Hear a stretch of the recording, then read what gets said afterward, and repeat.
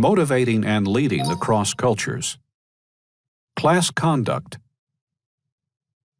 Kenichi Tokuzawa, a Japanese man of 24, was a graduate in languages and was fluent in various languages, including English.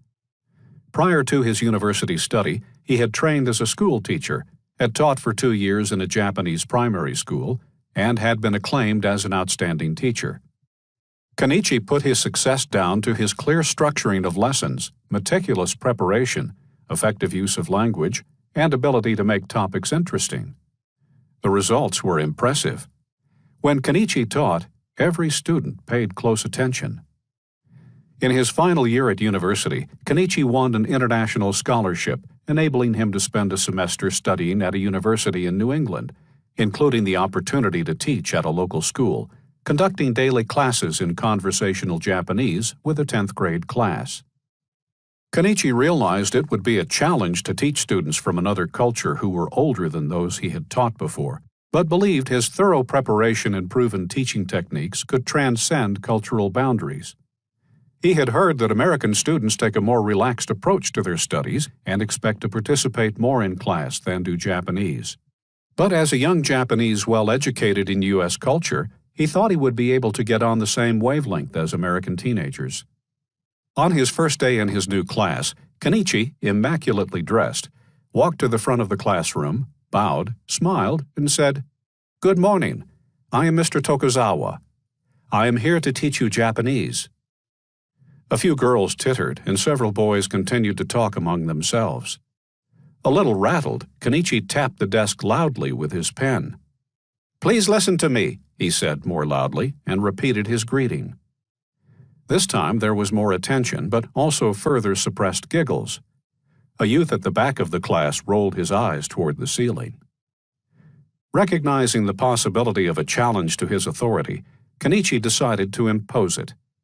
Briskly, he asked a student to distribute his meticulous course notes.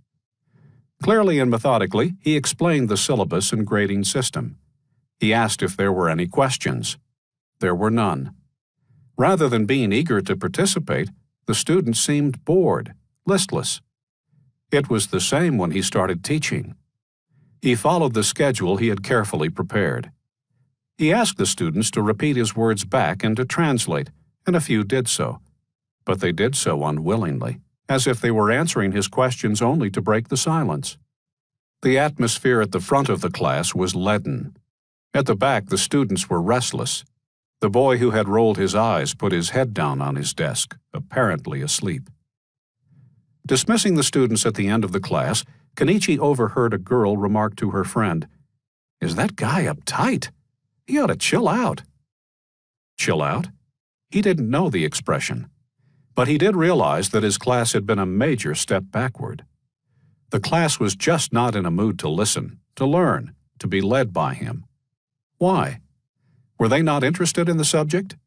Were these simply the norms of the school or the United States? Or was there something he himself had simply gotten wrong? In this case, Kenichi's problem is one of leadership. Leadership has been defined as the ability to influence other people to strive willingly to reach common goals. As well as being the teacher of the class, he is its leader. It is his job to influence the students to strive willingly toward the common goal of learning. Why has he not succeeded? While we can't say for sure, it seems likely that his style of leadership was too Japanese to fit with the culture and expectations of his American students. Japanese have higher power distance, see Chapter 2, than Americans. That is, they expect a leader to exercise authority as a right. In Japan, leaders are respected because of their positions, whereas in the United States, they must earn respect through their actions. In Japan, respect is shown partly by not participating, that is, by respecting what the leader says and does, and not speaking until the leader invites you to do so. Japanese school children are therefore respectful of their teachers and ready to pay attention and accept the teacher's instructions. The Americans in Kenichi's class might have responded better if he had been less formal and had found out more about them, by being mindful before launching into his own agenda. Kenichi may find it difficult to get his students to be receptive. Can Kenichi motivate this class? Is he a leader? Motivation across cultures.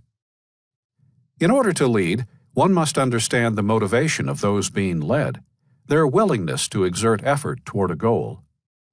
Patterns of motivation vary both between individuals and across cultures. For example, achievement motivation, striving for individual success, is higher in individualist cultures, and affiliation motivation, seeking good interpersonal relationships, is higher in collectivist cultures. But in both cases, there may be exceptions.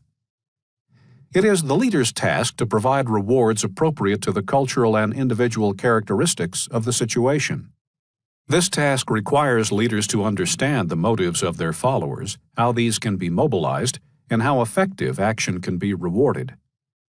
An important aspect of motivation is individuals' attitudes to the allocation of rewards, particularly the issue of equity, fair distribution of rewards, versus equality, equal distribution of rewards. Preference for equity, which leads to more unequal rewards, over equality, tends to be related to power distance. Collectivist societies prefer more equally distributed rewards, whereas individualist societies believe that individual performance should be rewarded, with benefits related to the level of performance of the individual. Popular ideas of leadership. There is much public confusion about leadership. Many people believe in the great man theory of leadership and have people in mind who personify leadership to them, such as Gandhi, John F. Kennedy, Joan of Arc, or Sun Tzu. We think of such people as having the gift of leadership and being able to lead effectively regardless of situation, task, or culture. However, leading across cultures raises questions. What made these people leaders and others not? Would these people have been great leaders at another time, in another place, with different followers, or in another culture? A parallel to the great man theory is the one best way theory. Some people believe that there is a set of definable practices that will inevitably bring success in leadership. Leadership would be easier if either theory were true.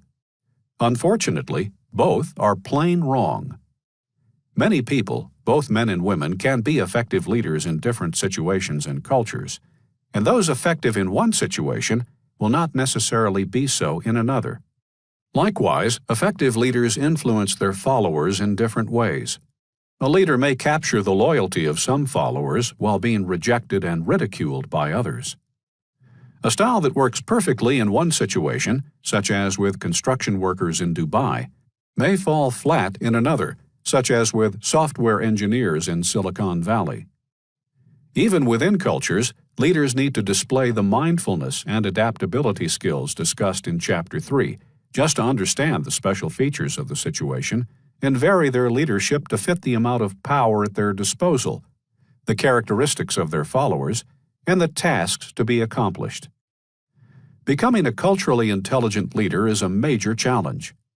Yet, as more and more leaders find themselves, as Kenichi Tokugawa did, dealing with followers who are culturally different from themselves and often culturally different from each other, or leading in settings with different traditions and expectations for leadership, a culturally intelligent approach is vital.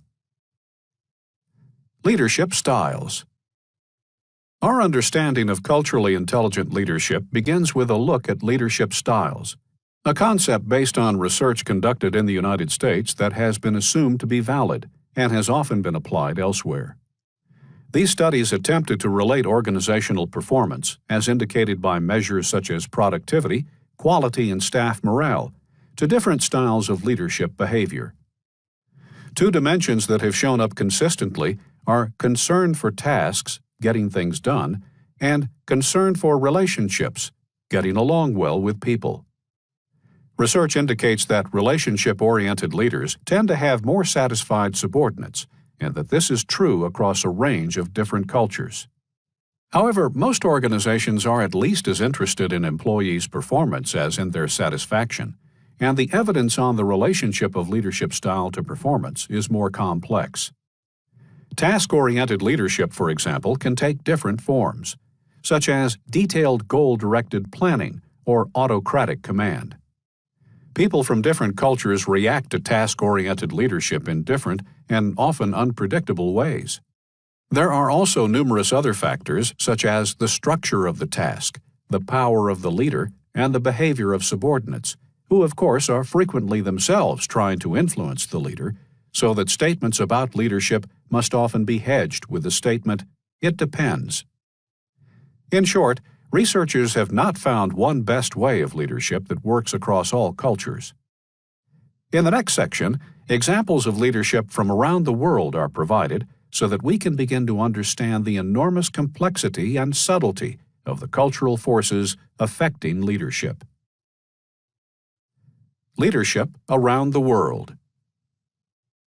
The Arab world.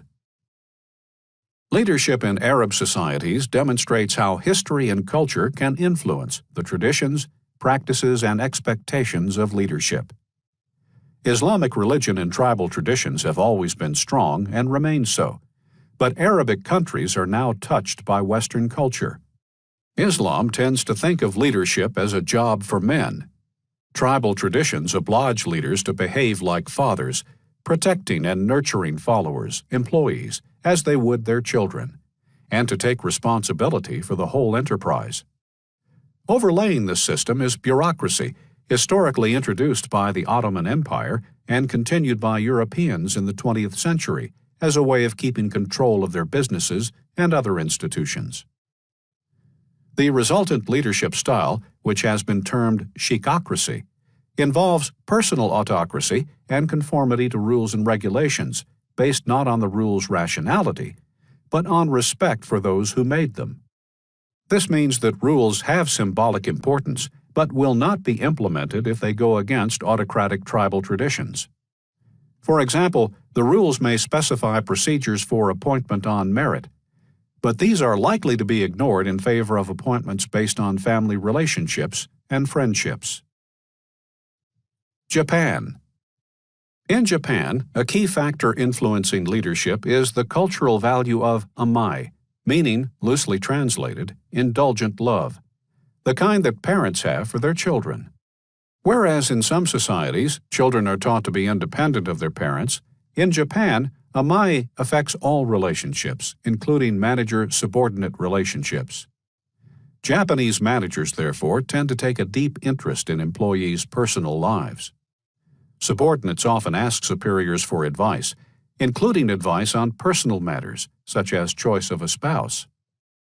Amai in Japanese relationships also gives rise to other relevant cultural norms.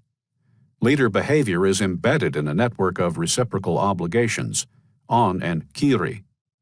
On is a debt or obligation, and kiri is the moral obligation to repay the debt, and every action creates both. A leader who neglects the obligation to reciprocate will lose followers' trust and support. A Japanese leader's effectiveness is thus based largely on the ability to understand and attract followers. The overseas Chinese. The leadership style of ethnic Chinese living outside mainland China reflects their modern organizations, but is entrenched in Chinese culture and tradition, where a leader's legitimacy is based on loyalty to the patriarch. Similarly, the word of the founder or CEO of modern Chinese organizations is law, and his authority resembles that of a head of the household. All the key people in the organization are related to the founder and to each other by blood or marriage, enabling the overseas Chinese to run their modern corporations as family businesses. Mutual trust among family members, basing decisions on what is best for the clan, underlies all leader-follower relationships.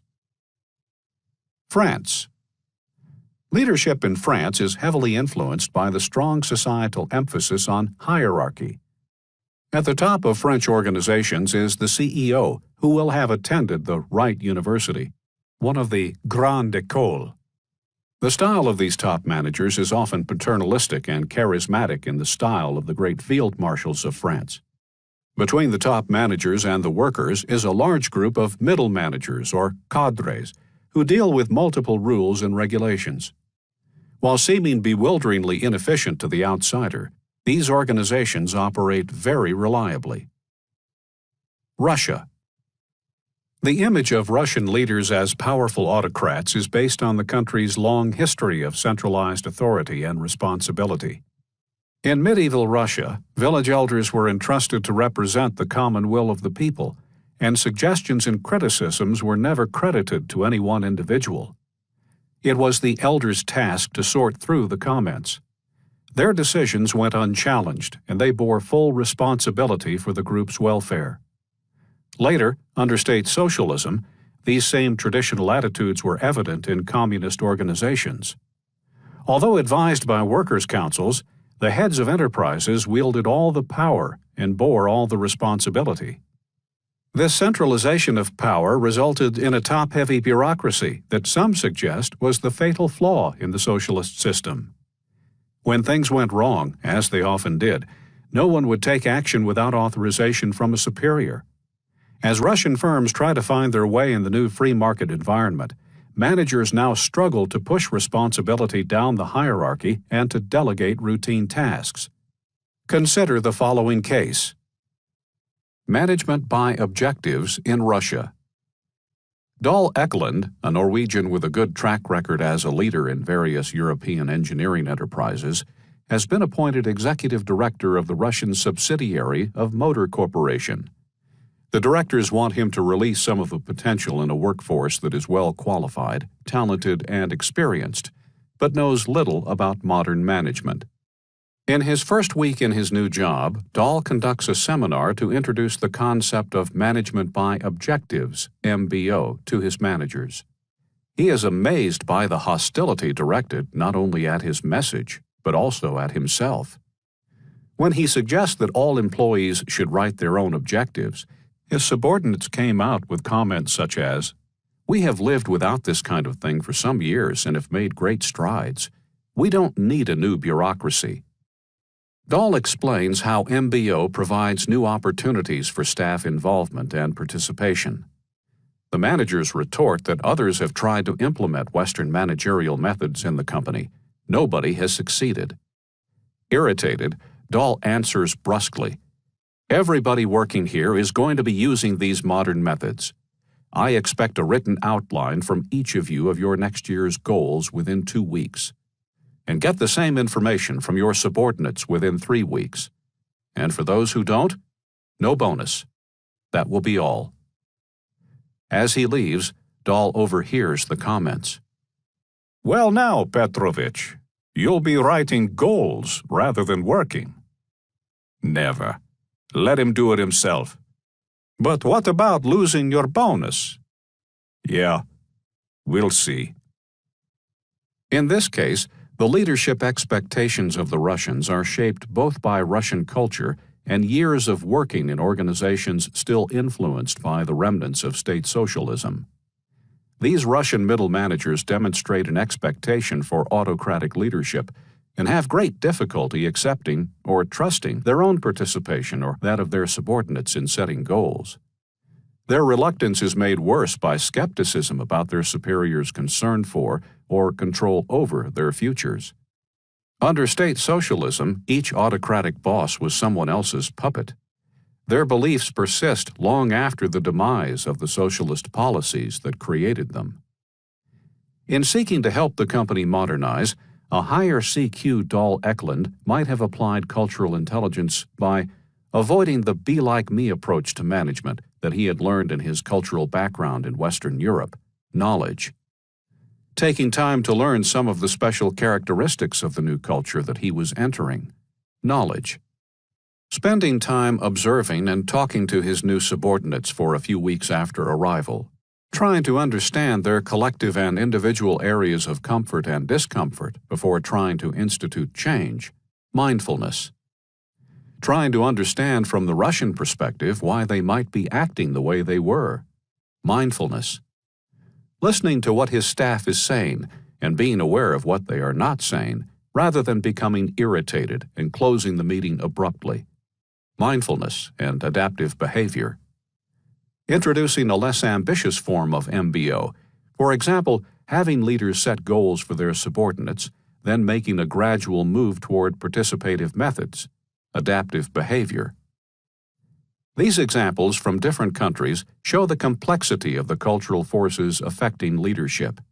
Note the importance of historical factors and tradition, and the acceptance, under the right circumstances, of apparently autocratic leadership. Individuals with high cultural intelligence are mindfully attentive to such factors and work hard to develop the cross-cultural skills to be effective.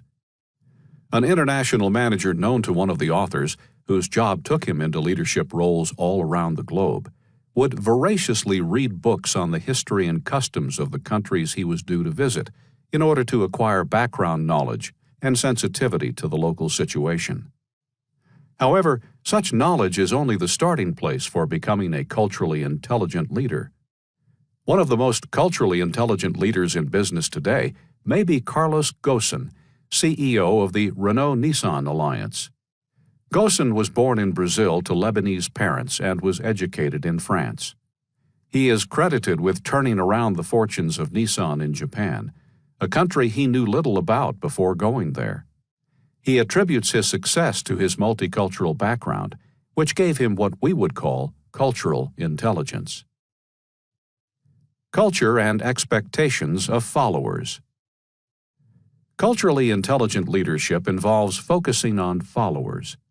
In some ways, the idea of leadership is an invention of those who want to be in charge or who believe that their traditional or hierarchical position entitles them to be in charge.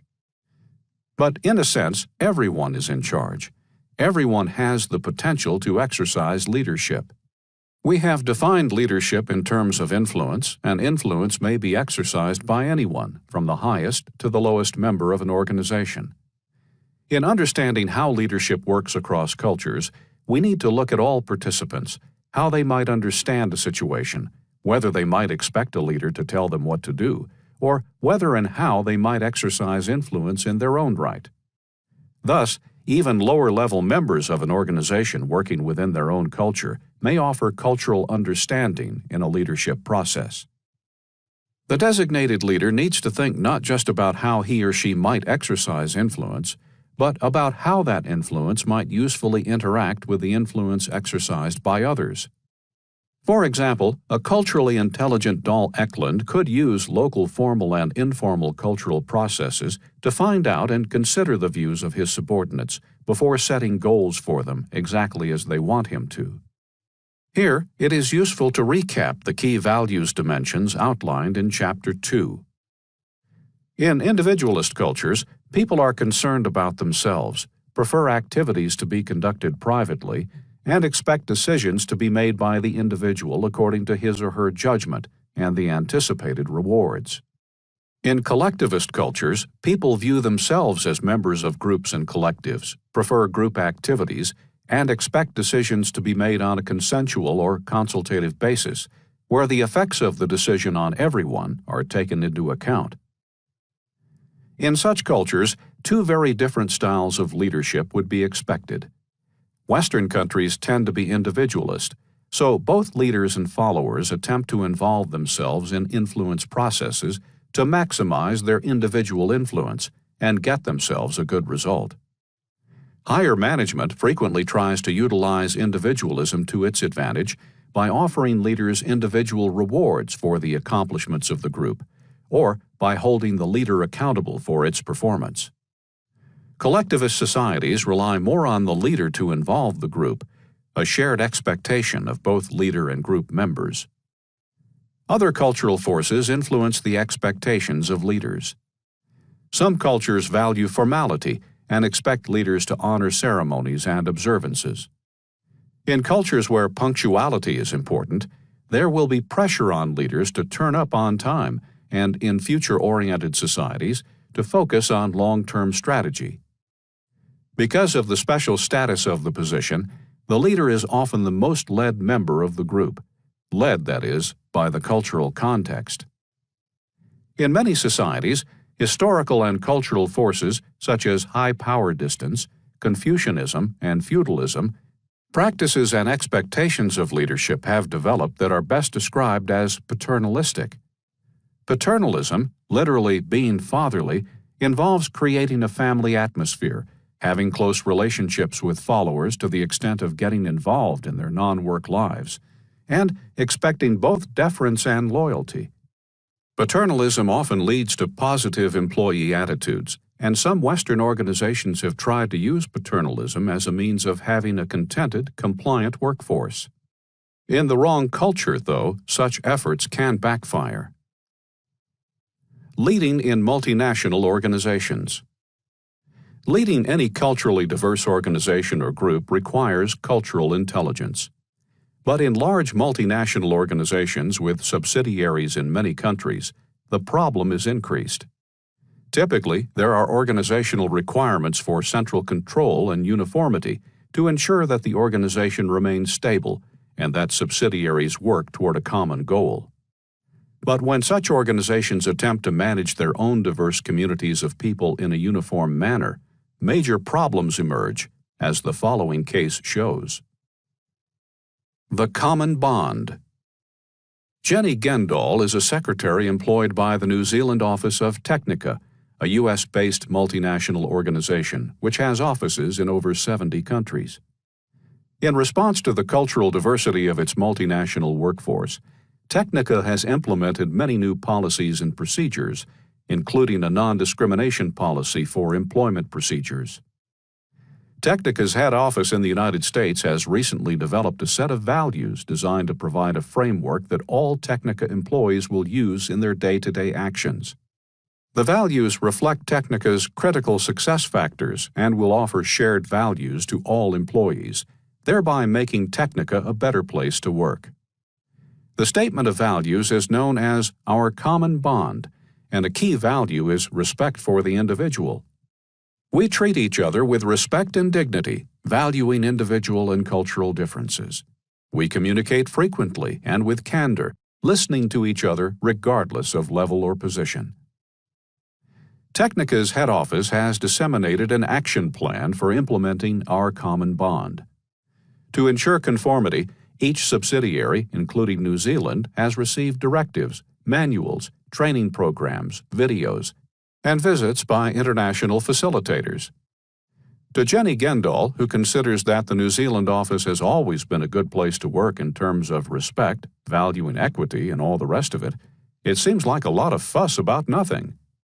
Indeed, Jenny notes that some of her colleagues are beginning to question the values, the language used, and the method of implementation. The values are being imposed without discussion, are in American language, and are inappropriate within New Zealand. According to Jenny, the common bond is just about day-to-day courtesy. It doesn't need to be spelled out. Why was it forced on the entire company? I hate that airy-fairy, warm, fuzzy stuff. I just want to get on with the job. We're free and easy over here, and the common bond just doesn't suit our Kiwi style. And we're all different. The common bond says we need to listen to each other regardless of level or position. But some of our Maori and Pacific Island employees still expect to show and be shown proper respect for status.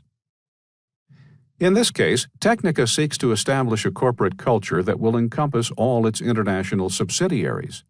But its universal values cannot easily be translated across cultural boundaries, even between apparently similar cultures like the United States and New Zealand, as the values may act as a touchstone for contradiction and cultural conflict. Although Technica is genuinely international and culturally diverse, a definite home culture still emanates from the U.S. head office, and notwithstanding its talk of embracing diversity, in its global leadership and recognition of other cultures, Technica is not truly walking the walk. The effect, at least in New Zealand, is that instead of embracing diversity, employees tend to criticize, ignore, and subvert the changes. Managing diversity is a positive goal for multinationals, but the means of achieving it need to be locally specific and probably locally devised. In international organizations, a useful guide for managing diversity is the simple notion of think global and act local. Also important in this case is the question, who is the leader? There is a difference between formal leadership, with a formally appointed leader who has an appropriate job title, and informal leadership, in which someone has leadership status because of the respect of others. Informal leaders arise because their ideas or behavior are well received by others and because of their good communication skills. Thus, in the case above, informal leaders in New Zealand may subvert the leadership of formal bosses in the United States. Ideally, the formal and informal leaders are the same person, but in a cross-cultural situation, a formal leader from another culture may not be accepted because of cultural differences, particularly in expected methods of leadership, and an informal leader from the home culture representing the ideas of local employees may exercise countervailing influence. Formal leaders may therefore have to either exercise a leadership style that fits local expectations or be able to work with the informal leader. Different cultures also have different prototypes of what a leader should be like. A leader who is able to meet followers' expectations of a good leader can develop better trust and relationships.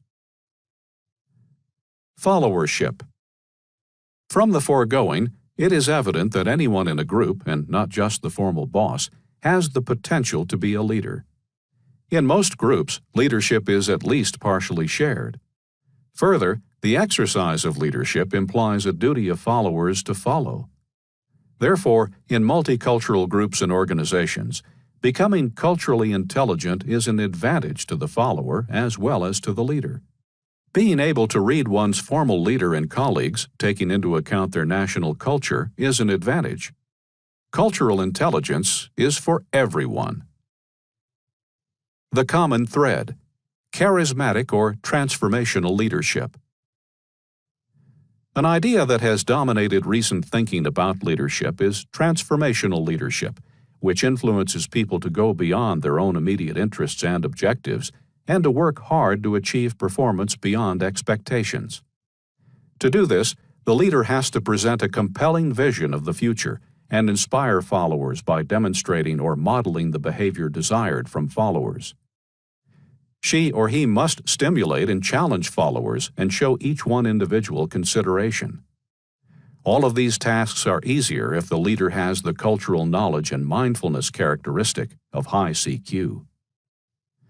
Perhaps the easiest way to understand transformational leadership is to think of well-known leaders such as Winston Churchill, John F. Kennedy, and Martin Luther King, Jr.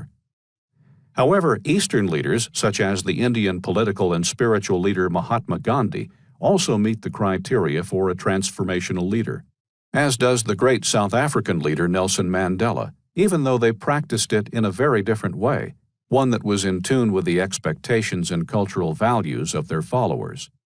Note the cultural variety of these examples.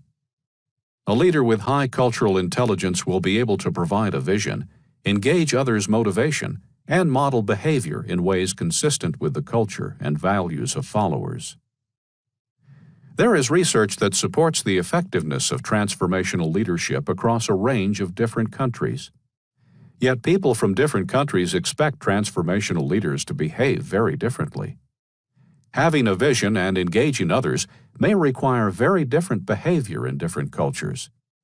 For example, being seen to have suffered might be important in Japan, while being seen as decisive would carry more weight in the United States. Culturally intelligent leadership. Making sense of leadership is difficult enough, even without the complication of cultural differences. While there is no universally effective prescription for leading culturally diverse followers, there are some things we can say for certain that culturally intelligent leaders know and do. Leadership is largely in the minds of followers. If followers perceive a person as a leader, he or she will gain the power, authority, and respect afforded a leader. Followers expect leaders to have A. a vision for the group or organization, B. the ability to communicate this vision clearly, and C. skill in organizing followers toward the vision. However, the behavior that indicates these characteristics differs among cultures. The leadership dimensions of task orientation and relationship orientation exist in every culture, but the behaviors that indicate these orientations are specific to different cultures. Some followers need more leading along each of these dimensions than others. Factors such as organizational norms and the education levels of followers can act as substitutes for leadership.